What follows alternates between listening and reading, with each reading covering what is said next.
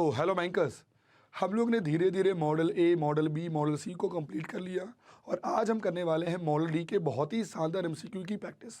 Guys, model D आपका बहुत ही बड़ा इंपॉर्टेंट मॉडल है, इसको पूरा देखिएगा और इसका जो वेटेज आपके एग्जामिनेशन में वो कम से कम है 25 से लेकर 35 के बीच में। तो आइए देखते हैं पहला क्वेश्चन। ठीक है, चल पहला क्वेश्चन आपके सामने है, which one of the following is a source of fund in the balance sheet of bank. यानी आपको ये बताना है कि कौन सोर्स ऑफ फंड है बैलेंस शीट में। Balance with reserve bank of India, advance made to AAA rated corporate, deposit accepted from general public या SLR कंप्लाइंट इन्वेस्टमेंट। बताइए जल्दी से। देखिए, जब भी बात हो सोर्स ऑफ फंड की ना, तो बात हो रही है आपकी लायबिलिटीज के बारे में। तो आप इसमें से ढूंढो कि आपकी इसमें लायबिलिटी कौन सी है ना। तो जो पैसा कस्टमर ने आपके अकाउंट में जमा किया आपके बैंक में ना, this is your liability. So deposit accept from the general public, ये हमेशा हम इसको काउंट करते हैं सोर्स ऑफ फंड में। आइए जानते हैं। देखिए, बैंक में ना दो तरह के फंड्स होते हैं। एक होता है सोर्स ऑफ फंड और एक होता है जिसको हम लोग कहते हैं एप्लीकेशन ऑफ फंड, है ना। अगर हम सोर्स ऑफ फंड के बारे में बात करें तो जैसे आपकी capital, reserve, your deposit, your borrowing या जो भी आपके अलग प्रोविजंस हैं, लायबिलिटीज, ये सारा काउंट होगा आपके सोर्स ऑफ फंड में ऑलवेज। अगर हम बात करते हैं cash in hand and balance with RBI, balance with bank, call money sort and there, so ये हम लोग कहते हैं इसको एप्लीकेशन ऑफ फंड। तो दो तरह के फंड्स होते हैं, एक योर लायबिलिटी, एक your assets. Liability we call source of fund and your assets we call application of fund. ठीक है, अगला बहुत प्यारे क्वेश्चन आज कराने वाला हूँ गाइस, और आज रात 8 बजे मैं स्टार्ट भी करूंगा आप लोगों के लिए मॉडल डी। तो सभी लोगों को जुड़ना है BFM all in one course में आज रात 8 बजे, सभी लोगों को। What can be describe as ALM। जब भी हम ALM के बारे में बात करते हैं तो the process of creating assets with maturity exactly of that of liability, या ALM is the act of planning, acquiring and directing the flow of fund through an organization, strategize to have more assets than liability, यानी आपका loan ज़्यादा हो as compare to the liability, या funding आप focus करो short term assets पर with long term liabilities को। तो यहाँ आंसर क्या होगा? जब भी हम बात करते हैं ALM का काम क्या है पता है? आपके बैलेंस शीट को मैनेज करना। यानी it's all about the planning, it is all about the acquiring, it is all about the directing. ये तीनों ही पार्ट आपके ALM में आते हैं। ठीक है, how can the net interest margin be understood? Average cost of fund for the bank, या average yield return on fund for the bank, या spread between repo and reverse repo rate, या spread on earning assets. बताइए क्या होगा? यह एक बात याद रखिएगा एवरीवन, बहुत इंपॉर्टेंट है। जैसे सेविंग अकाउंट पर हमें मिला, हमने देना पड़ा हमें 4% एंड हमारे लोन पर हमें 10% मिला। अब जरा समझिए, 4% हमें देना है और 10% हमको मिल गया. So that means what? That means हमें 6% का बेनिफिट हुआ. एम आई राइट? हमें 6% का बेनिफिट हुआ.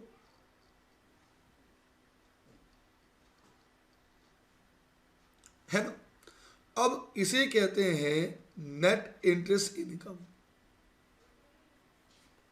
अगर हमने इसी को अपने टोटल एवरेज एसेट से हमने किया डिवाइड और कर दिया मल्टीप्लाई बाय 100, यही हमारा हो गया नेट इंटरेस्ट मार्जिन, NI. तो ये हमेशा डिपेंड करेगा आपके स्प्रेड पर. अगर ये 4% 5 हो जाए, ये 10 6 हो जाए, तो हमारा जो NII है वो चेंज हो जाएगा, तो हमारा नेट इंटरेस्ट मार्जिन भी चेंज हो जाएगा. तो आंसर हमारा क्या होगा? जो हमारी अर्निंग एसेट्स पर हमारा स्प्रेड है उसी को हम लोग कहेंगे हमारा net interest margin difference. Net interest margin define as net interest income divide by average total assets. यानी दिस इज द फॉर्मूला जो मैंने आपको बोला. It is very very important. और अगर हम नेट इंटरेस्ट मार्जिन के बारे में कहते हैं तो can be view as the spread on earning assets. ठीक है ना? अगर किसी बैंक का जो नेट इंटरेस्ट इनकम, ध्यान से, सपोज 10 लाख रुपए है और उस बैंक का टोटल जो एवरेज एसेट्स है वो कायदा ही सैकड़ा, 1000, 10 लाख करोड़, 10 करोड़ है, तो मुझे बताइए उस बैंक का नेट इंटरेस्ट मार्जिन कितना होगा? बहुत इजी.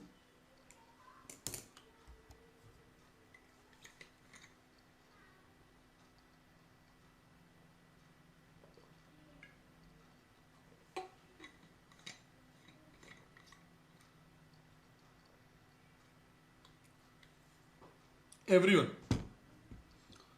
अगर किसी बैंक का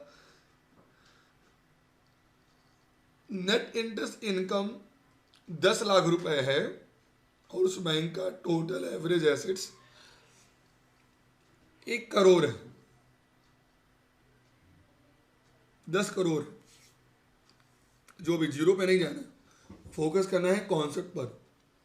तो उस बैंक का नेट इंटरेस्ट मार्जिन कितना होगा?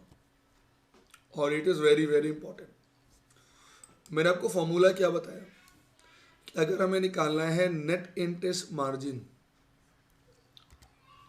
तो जो भी हमारा नेट इंटरेस्ट इनकम है उसको डिवाइड करिए अपने एवरेज टोटल एसेट से और उसको कर दीजिए 100 से मल्टीप्लाई. तो जो हमने किया नेट इंटरेस्ट इनकम और एवरेज टोटल एसेट्स को डिवाइड, तो हमारे पास कितना आ रहा है? जो हमारा मार्जिन है वो करीब 1% का मार्जिन है हमारे टोटल बिजनेस पर. ये कुछ ऐसे क्वेश्चन हैं जो मैं आपको आज करा रहा हूँ. ये मॉडल डी के हैं एंड मॉडल डी से एग्जाम में एक केस स्टडी जो भी आई थी दिसंबर में, इसमें थ्योरी पार्ट भी है और इसमें ऐसे पॉइंट है कि आप चाहें तो पूरे नंबर ग्रैब कर सकते हैं इजीली, क्योंकि इसमें बहुत सारे ऐसे टॉपिक हैं जो आप रिपीट पढ़ेंगे मॉडल बी के, है ना? अगर आपने वो वीडियो नहीं देखा जरूर देखिएगा कि CIB की बेस्ट स्ट्रेटजी क्या होगी और उसमें किस मॉडल का कितना वेटेज है BFM में. ठीक. Now A bank profit and loss account has following component.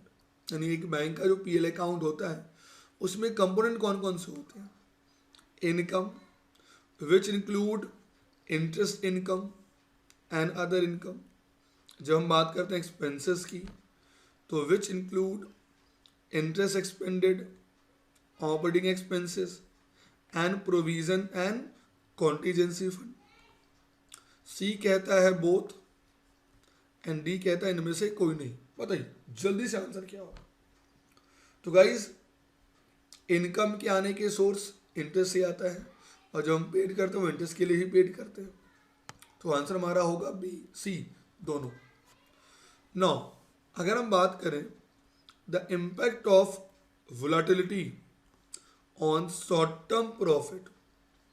This is measured by net interest income. Now, what is the formula? यानी आपको नेट इंटरेस्ट इनकम का फॉर्मूला चाहिए, है ना. नेट इंटरेस्ट इनकम बराबर interest income minus interest expenses, या income minus expenses, या both. अब यहां जरा ध्यान से दीजिए कि जो 2 नंबर है वो क्या कह रहा है. वो तो बता रहा है आपका प्रॉफिट, बता रहा है कि जितना आपका इनकम उसमें से एक्सपेंस माइनस कर दीजिए. तो फॉर्मूला आपका क्या होगा, 1 नंबर. बहुत बड़ा क्वेश्चन है गाइस, बहुत बहुत इंपॉर्टेंट है. जब भी हम बात करते हैं बैंक की लायबिलिटी को लेकर, पहला क्वेश्चन मैंने आज आपको यही कराया. तो आपको ये बताना है कि जो लायबिलिटी साइड होती है मैनेजमेंट की इन बैलेंस शीट में, उसमें कौन कौन क्या क्या चीज़ें आती हैं. Number 1 your liability management, number 2 your reserve position management, number 3 your current assets, number 1 only 1, only 2, both 1 and 2, और इनमें से कोई नहीं. बताइए जल्दी से, what is your answer everyone, what is your answer. तो गाइस इसको अगर सॉल्व करना है तो आपको ये पता होना चाहिए कि बैलेंस शीट में क्या क्या आइटम होते हैं. तो मैंने अभी पीछे बताया था, मैं फिर से बता दे रहा हूं. जो एसेट साइज होता है, जैसे आपका रिजर्व, आपकी liquidity management, investment security management, loan management, your fix asset management. जब भी बात होगी लायबिलिटी की, your liability management, your reserve position, है ना, your long term management, your capital management. तो यहां पर अगर आप देखिए, एक मिनट,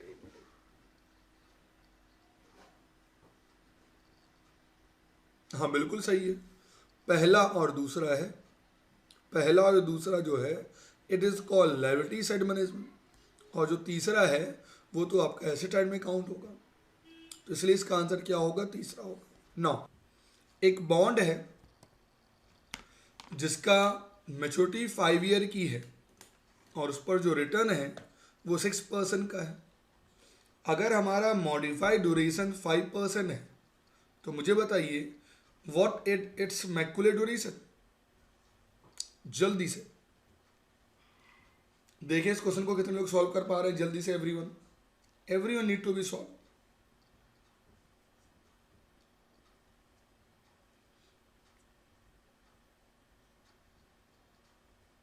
ट्राई जरूर करिए.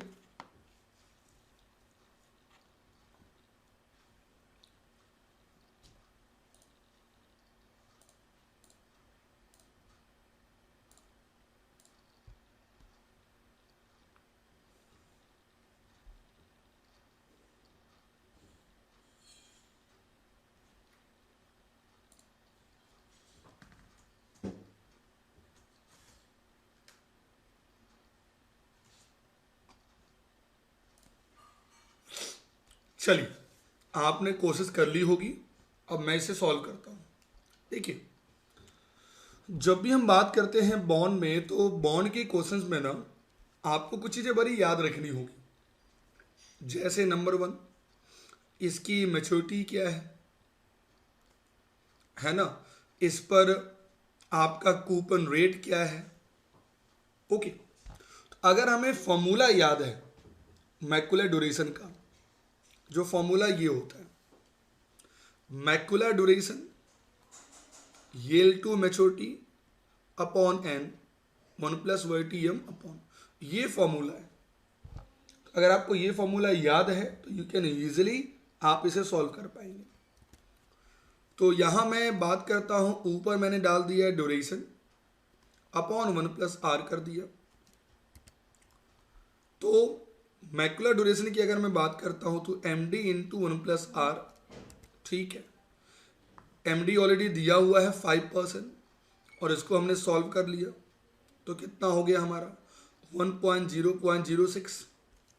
जब हमने इसको सॉल्व किया तो हमारा एग्जैक्ट कितना आ गया 5.3, यानी आंसर हमारा हो गया 5.30 ईयर।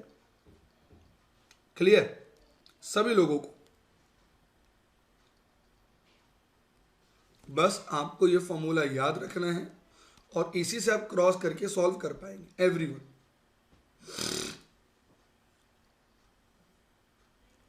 जो आपका रिटर्न है वही आपका हो गया YTM। ठीक है, चलिए अगला आज का बहुत ही इजी क्वेश्चन। एक ट्रेजरी बिल है जो हम इशू किए हैं 91 डेज के लिए।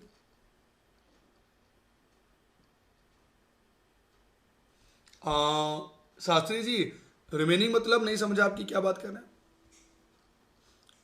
आपको इसमें याद रखना है कि बॉन्ड विथ रिमेनिंग, यानी आपके पास जो प्रेजेंट में है 5 ईयर का, उसकी ये वैल्यू दी जा रही है। ठीक है, यानी 5 साल की बॉन्ड पर जो आपको प्रेजेंट में एल्ड मिल रहा है वो 6% का है। ठीक है ना। दूसरा, एक ट्रेजरी बिल है 91 डेज का जिसकी प्राइस आज दी हुई है 99.26। अब आपको इसमें निकालना है एल्ड कितना होगा। बहुत ही इजी क्वेश्चन एवरीवन, बहुत ही इजी क्वेश्चन है एवरीवन। सभी लोगों से रिक्वेस्ट मेरा ये है कि सेशन को जरूर लाइक करें, तभी आपके अकाउंट में वीडियो ये सेव होता है, नहीं तो आप मिस्टेक करते हैं।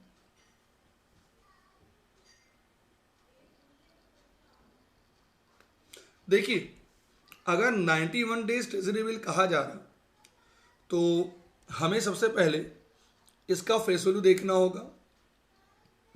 मान लेते हैं फेस वैल्यू है 100 रुपीज, एग्जाम्पल, नहीं दिया तो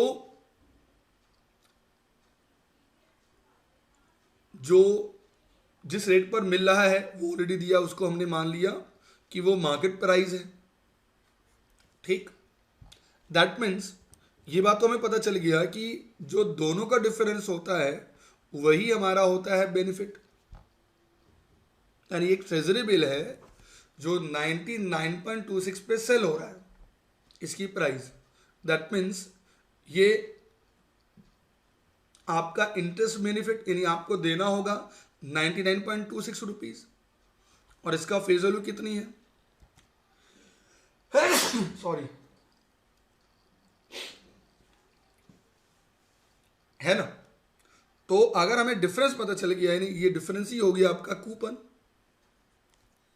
ठीक, तो ये कूपन किस पे, यानी मार्केट प्राइस पे फॉर्मूला क्या होता है, कूपन अमाउंट। आज क्या हो गया मुझे, सर्दी।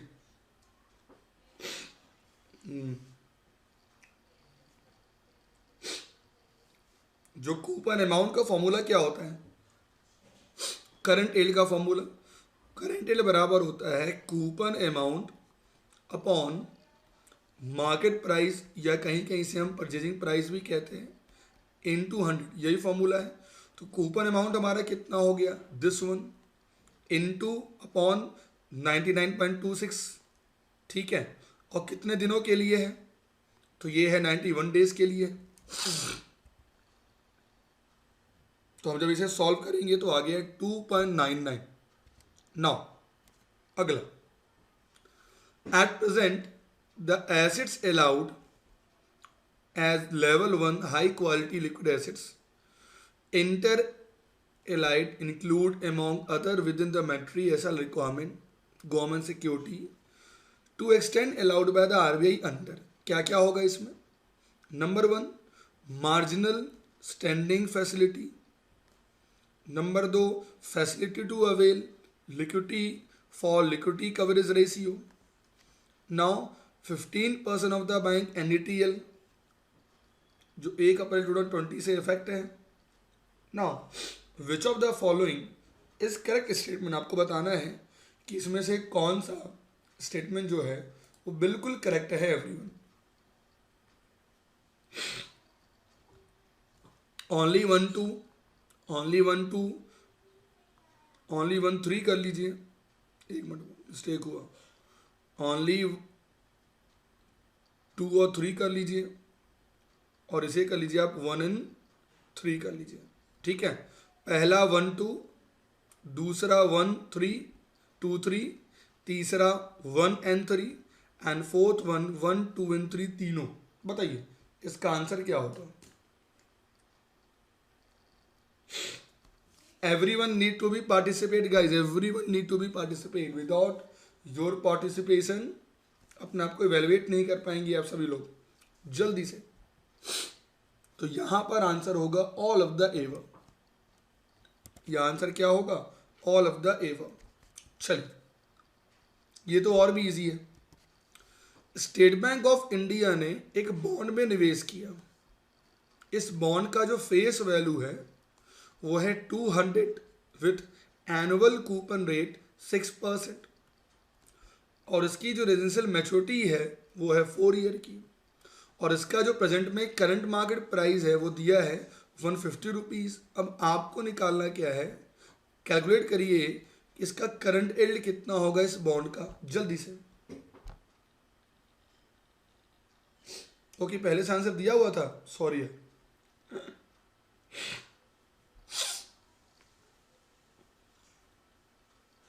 सॉल्व करिए जल्दी से।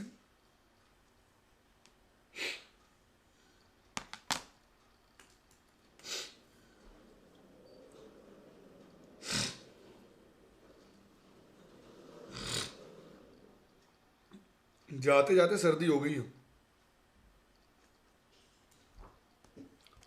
तो अगर बॉन्ड की फेस वैल्यू कितनी है, दी हुई है 200 रुपये, लिख लीजिए फेस वैल्यू। उसके बाद इसका कूपन रेट कितना है, 6% है, यानी कि हमें अमाउंट निकालना होगा 12 रुपीज़ है। इसकी जो मैच्योरिटी है वो 4 ईयर की है, कोई मतलब नहीं है, और इसका जो करंट मार्केट प्राइस है वो 150 रुपीज़ है, यानी कि 150 रुपीज़ है। दैट मीन्स यानी हम ये कह सकते हैं 12 × 100 अपॉन 150, यही सॉल्व करेंगे है ना। तो 1200 divide by 150, 8% is the right answer. Clear? Bond की फेस वैल्यू 200 रुपीज़, कूपन हमारा अमाउंट 12 रुपीज़ हो जाएगा, मार्केट प्राइस 150 रुपीज़ दिया है, इसी को हम लोग करंट प्राइस भी कहते हैं। फॉर्मूला पुट करेंगे, फॉर्मूला क्या होता है, coupon amount into 100 upon market price. Answer हमारा आ गया 8%। चलिए गाइस, सभी लोगों से रिक्वेस्ट मैं लगातार कर रहा हूँ, जिन्होंने भी अभी तक अपने आप को एनरोल नहीं किया, आपके सर्किल में कोई अगर है तो उन्हें इन्फॉर्म करिए। आज के डेट में और कल के डेट में आपको बहुत अच्छा ऑफर दे रही है ओलीबोट, यानी कि अगर आपने कोड यूज़ किया राजीव तो आपको मिलेगा डिस्काउंट, बिगेस्ट डिस्काउंट। और आपको मैं बताऊं, जो CIB super elite plan normally मिलता है 5000 6000 में, आज मिल रहा है 6 महीनों की वैलिडिटी ओनली 3499 में। यानी इस प्लान में आपका सारे लाइव क्लास होंगे, आपका रिवीजन बैच इसमें है, क्रैकर बैच इसमें है, 1 वीक का कैप्सूल बैच इसमें है, नोट्स इसमें है, there are so many case study आपको मिलेंगे इसमें। तो इसमें बेनिफिट्स आपको ज़्यादा है। और अगर हम 12 मंथ की प्लान का लेते हैं तो हमें पड़ा ओनली 4000 रुपीज़। भाई साहब अल्टीमेट प्लान है। तो अगर अब नहीं लिया ये ऑफर, आज और कल सिर्फ 2 दिनों के लिए है, उसके बाद ये ऑफर इमीडिएट एंड हो जाएगा। ठीक है, चलिए, how can the net interest margin be understood? Shastri ji don't worry, you need to, बस आप मेल कर दीजिएगा support@olibor.in पर। आपका जो वैलिडिटी है ना वो बढ़ा दिया जाएगा, अपग्रेड कर दिया जाएगा। ठीक है, बिल्कुल। Now average cost of fund for the bank, या average yield on fund for the bank, या जो रेपो रिवर्स रेपो रेट का डिफरेंस होता है उसे हम कहते हैं, या इनमें से कोई नहीं। जब भी हम बात करेंगे नेट इंटरेस्ट मार्जिन को लेकर ना, तो आपको सेविंग अकाउंट पर मिला 4% का, आपने दिया एज ए बैंक, और आपको हाउसिंग लोन पर आप मिलता है 10%। तो इनका जो डिफरेंस होता है ना 6%, उसे हम कहते हैं नेट इंटरेस्ट इनकम, NII। और इसी NII के रिस्पेक्ट में निकालते हैं कि टोटल में हमें मार्जिन कितना हो। तो अगर ये रेट 10% यानी जो डिफरेंसेस है इंटरेस्ट का ये ज़्यादा होगा तो हमारा मार्जिन भी ज़्यादा होगा, ठीक है।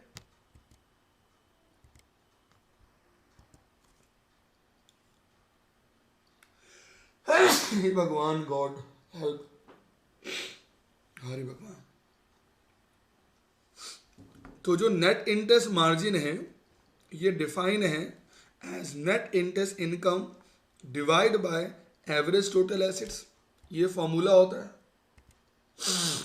और इन्हीं नेट इंटरेस्ट मार्जिन को ही हम लोग देखते हैं view as a spread on earning assets, तो आंसर हमारा होगा इसीलिए 4 नंबर।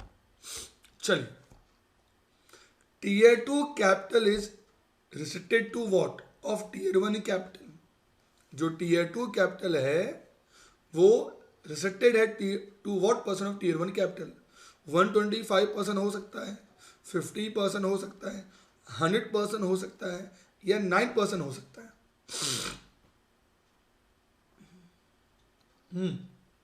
बताइए, जो टीयर 2 कैपिटल है ये कितना हो सकता है मैक्सिमम? तो ये हो सकता है मैक्स टू मैक्स 100%।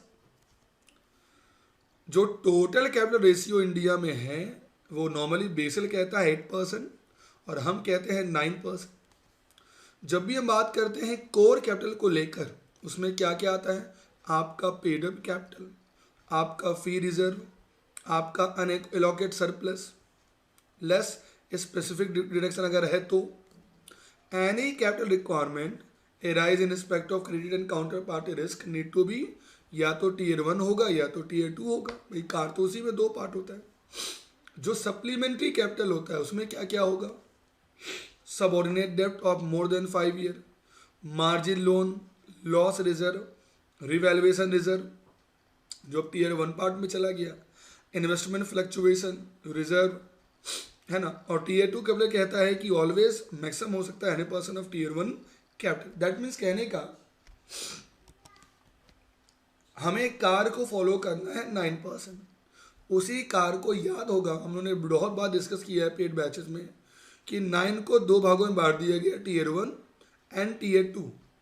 जो टीयर 1 होता है वो कंपनी का खुद का कैपिटल होता है, ऑन कैपिटल, और जो टीयर 2 है वो कैपिटल होता है जो हम मार्केट से बोरो करते हैं।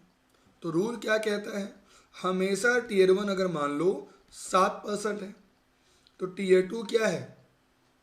टीयर 2 2% होगा। नाउ टीयर 1 और टीयर 2, टीयर 1 के इक्वल हो सकता है बट कभी ज़्यादा नहीं हो सकता है, ठीक है। और अगर पूछे कि बताइए कोर कैपिटल कितना होना चाहिए कोर, तो वो होता है टीयर 1 का कम से कम 5.5%। ये कुछ बेसिक परसेंटेज हैं जो आपको हमेशा याद करने पड़ेंगे। चलिए, now next one, what is the scope of disclosure under pillar 3? यानी पिलर 3 के रिस्पेक्ट में जो डिस्क्लोजर है वो क्या क्या हो सकता है? Disclosure must be granular and must be made at unit level. Pillar 3 apply है at top on consolidated level of the banking group to which the capital adequacy framework apply, या individual unit should declare and no consolidation required. Disclosure is meant for entity identified by market or regulator। बताइए क्या होगा answer? क्या होगा answer?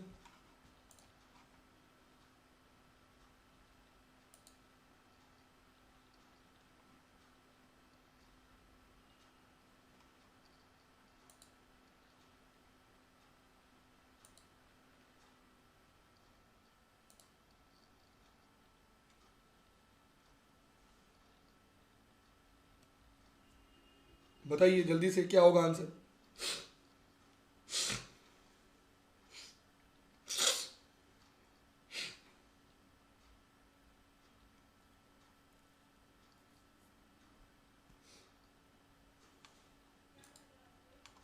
Yes, तो इसका answer हमारा होगा 2 number.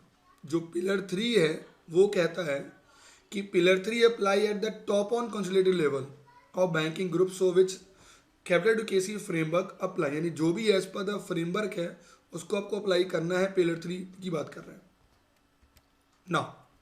Disclosure of capital requirement for credit risk fall under which category, ये किस में आता है? Qualitative disclosure, analytical disclosure, principal disclosure या क्वांटिटेटिव डिस्क्लोजर? ये डिस्क्लोजर किस में आता है?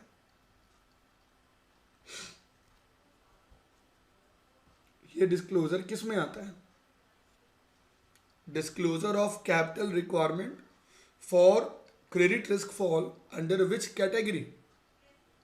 तो ये डिस्क्लोजर हमेशा आता है आपका क्वांटिटेटिव डिस्क्लोजर में, ठीक है। जो तीसरा पिलर है हम सभी लोगों को पता है, वो डील करता है मार्केट डिसिप्लिन को।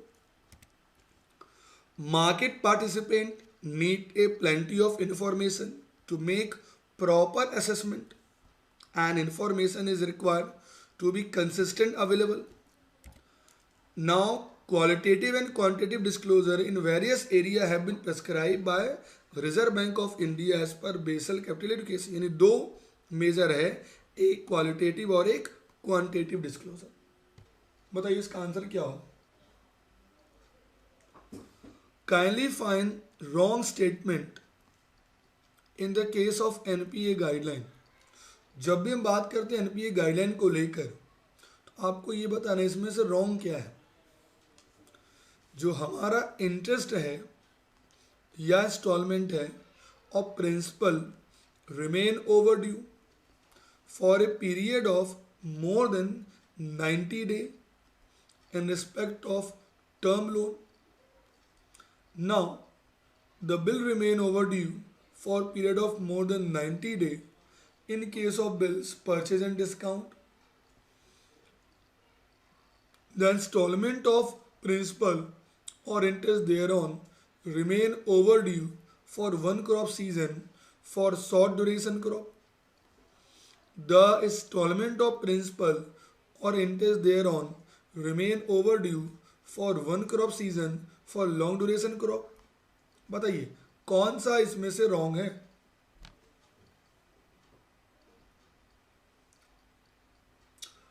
इसमें से जो रॉन्ग है एक बेसिक सा है कि अगर हमारा ड्यू डेट क्रॉस हो जाता है और ड्यू डेट क्रॉस होने के बाद 90 दिन लगातार हो जाते हैं, तो याद रखिएगा गाइस, उस रिस्पेक्ट में क्या होगा?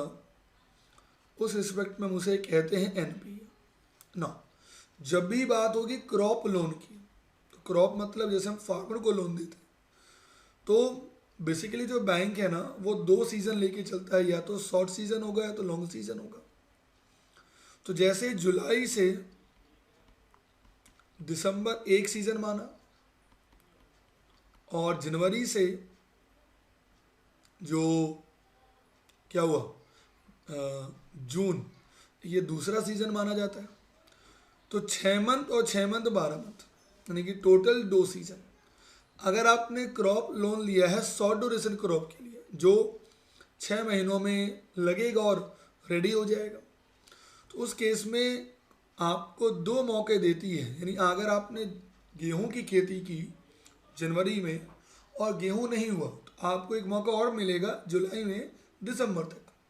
अगर आपने तब भी नहीं दिया, तब वो कहेंगे कि यस नाउ आपका केस, अब हम जाते हैं ईएमआई आप नहीं दिए, अब इसे हम कहेंगे एनपीए। सो इस रिस्पेक्ट में पहले का आंसर क्या होगा? 3। यह एक पॉइंट बड़ा इंपॉर्टेंट सा है। अगर हमने कोई भी डेरिवेटिव ट्रांजैक्शन किया है और जो भी हमारा ओवरड्यू है, जो रिसीवेबल है, represent posting mark to market value, यानी कि जो भी करंट वैल्यू है ऑफ ए डेरिवेटिव कॉन्ट्रैक्ट, अगर वो भी अनपेड है फॉर पीरियड ऑफ 90 डे, है ना, from the specific due date for the payment, तो हम उसे भी एनपीए कहते हैं।